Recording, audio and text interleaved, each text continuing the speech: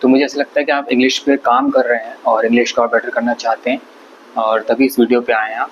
तो मैं आपको एक सिचुएशन दे रहा हूँ और ये चैलेंज के रूप में लीजिएगा। सिचुएशन है कि आप कहीं पर जा रहे हैं और आपने रास्ते में देखा कि आगे कोई एक्सीडेंट हो गया है, तो आप अपने जो आपके साथ चल रहे हैं उनसे आप बोल रहे हैं कि आगे रास्ता शायद बंद है या फिर कुछ बात हो गई है, तो हम लोगों को शायद अब कोई और रास्ता ढूंढना पड़ेगा।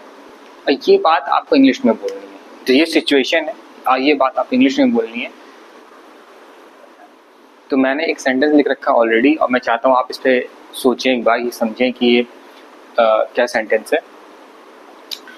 देखिए, सेंटेंस तो आप कुछ भी बना सकते हैं, मीनिंग के करीब ले आके बना सकते हैं, बट क्या वो ग्रामेटिकली सही है कि नहीं है, हम लोग इस पर चर्चा कर रहे हैं, हम लोग इस पर भी काम कर रहे हैं। क्योंकि ग्रामर अगर हमारी अच्छी है तो हमारी इंग्लिश बहुत अच्छी रहेगी, हम जहाँ काम करेंगे हमारा इंप्रेशन अच्छा बनेगा।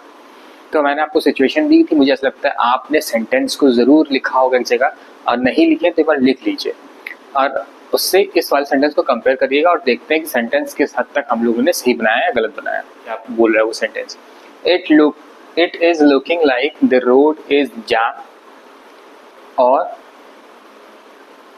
some accident took place. We could see another way to move forward. तो यहाँ पर मोटा मोटा अगर कोई पढ़ना चाहेगा, कोई समझना चाहेगा कि सेंटेंस क्या कह रहा है, तो ज़रूर समझ जाएगा कि यहाँ पर ये कहा जा रहा है कि कहीं रोड बंद है, कहीं एक्सीडेंट हुआ है, रोड जाम हो गई है और हम लोग को कोई नया रास्ता ढूंढना पड़ेगा। तो ये बात लिखी हुई है, मगर ये सेंटेंस एक्चुअली में गलत है।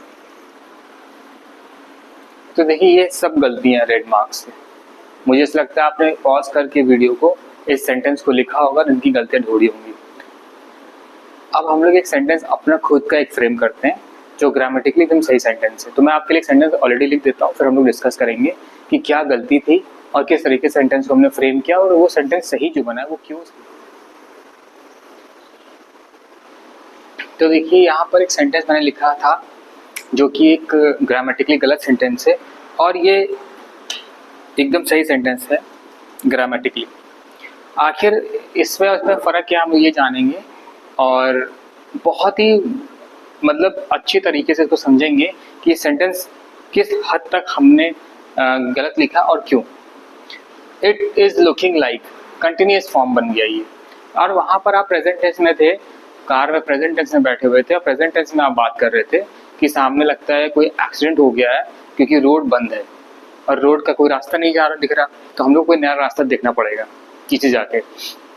तो ये बात जब बोली जाती है तो वहाँ पर ये नहीं हो रहा था कि दिख रहा है, मतलब आप जब कुछ देख रहे हैं तो दिखता नहीं जा रहा है, आपने देखा वहाँ बात खत्म हो गई। आप अगर कुछ लगातार देख रहे होते कि मैं इस समय एक्सीडेंट हुआ है, रोड बंद है, मैं उसको देखता जा रहा हूँ, ये आपने नहीं बोला, आपने बोला लगता है कि एक्सीडेंट हुआ इसलिए रोड बंद है। तो जब लगता है तो वो होता है एक तरह से इट सीम्स लाइक हम बोलते हैं। तो वहाँ पर ये हो सकता था, आप दो ये यूज़ कर सकते हैं, या तो बोल सकते थे इट सीम्स लाइक, तो भी सही बनता। तो अगर इस जगह पे सीम्स वर्ड आता, मतलब दिख रहा है, it seems like the road is jam, तो यहाँ पर रोड इज जैम की जगह ये जो वर्ड है ये गलत है, इसकी जगह ब्लॉक यूज़ कर सकते हैं, मतलब बंद। और क्योंकि बंद है ऑलरेडी, पास्ट टेंस में है क्योंकि वो एक्सीडेंट हो चुका होगा वहाँ पर और पहले से बंद होगी, तो पास्ट की बात है, तो आप ईडी लगाएंगे। तो blocked, it seems like the road is blocked और सम एक्सीडेंट। तो इस तरह से आप कह सकते हैं कि हो सकता है कुछ एक्सीडेंट हुआ हो। तो आप ऐसा कभी बोलते नहीं हिंदी में कि कुछ एक्सीडेंट हुआ है या कुछ दुर्घटना हुई है, आप ये बोलते हैं लगता है दुर्घटना हुई है, मतलब किसी एक विशेष दुर्घटना की बात कर रहे हैं। तो यहाँ पर सम जो वर्ड है ये गलत है, यहाँ पर आना चाहिए था जैम्ड और एन एक्सीडेंट, ये वर्ड गलत है। यहाँ पर एन एक्सीडेंट टुक प्लेस, ये सही है।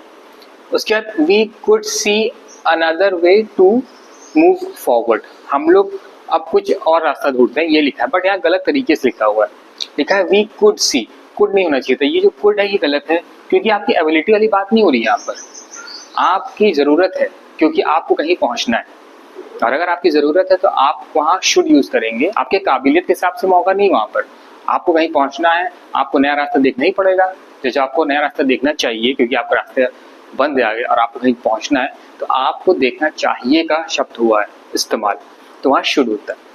तो वी शुड सी। अब सी जो है हम लोग देखेंगे यही वर्ड नहीं यूज कर सकते हैं, वी शुड फाइंड हो सकता है यहाँ पर एक वर्ड, हम लोग ढूंढना है हमको अपना रास्ता, तो we should find another way, कोई और रास्ता टू मूव फॉरवर्ड, आगे जाने के लिए। तो ये सही सेंटेंस बनता तब, इतने सारे मिस्टेक्स को हम सुधारने के बाद। और अगर हमको ग्रामेटिकली बहुत ही अच्छा सेंटेंस बताना है, अगर एक परफेक्ट सेंटेंस बोलना है जो ग्रामेटिकली तो एकदम ठीक हो ही हो, बट सुनने में भी वो बहुत ही अच्छा लगे और ऐसा ना लगे कि कोई नौसिखिया बोल रहा है या कोई नया नया सीखा है इंग्लिश, अभी भी सीख रहा है वो बोल रहा हो, तब हम लोग इस तरह का सेंटेंस यूज करेंगे। ये एक परफेक्ट ग्रामेटिकल सेंटेंस है। तो ये सेंटेंस था द रोड अपीयर्स ब्लॉक्ड, एकदम शॉर्ट फॉर्म में लिखा है, it seems like the road is blocked, और अच्छे तरीके से अच्छा वोकैबुलरी का इस्तेमाल हुआ है। तो यहाँ पर यूजिंग गुड वोकैबुलरी बहुत इंपॉर्टेंट होता है अच्छी इंग्लिश बोलने के लिए। वोकैबुलरी हमारी अगर अच्छी होगी तो हम ज़्यादा बेहतर सेंटेंस बना पाएंगे। The road appears blocked, possibly due to an accident, और जाहिर सी बात है बंद है तो एक्सीडेंट ही हुआ होगा।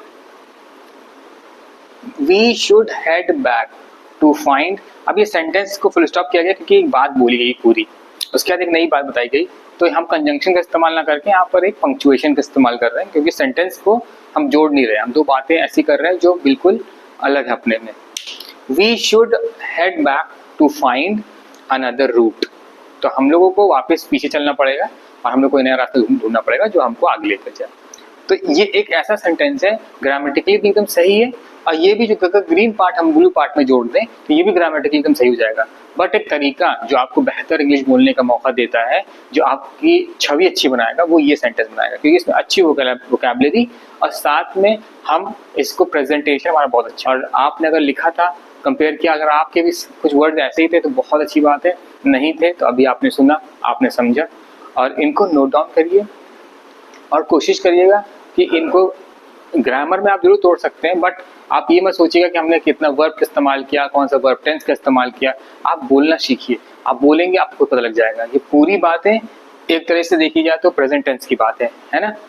और यहाँ पर आप एक मौके पे हैं, तो यहाँ पर आपको एक सिचुएशन दी गई थी, और मुझे ऐसा लगता है सिचुएशन अगर आपके सामने रखी जाएगी और आप बोलेंगे तो आपको बेहतर समझ में भी आ जाएगा। तो इनको अच्छे से नोट डाउन करिएगा, सब सही तरीके से नोट डाउन करिएगा और इसको रीड करिएगा बार बार।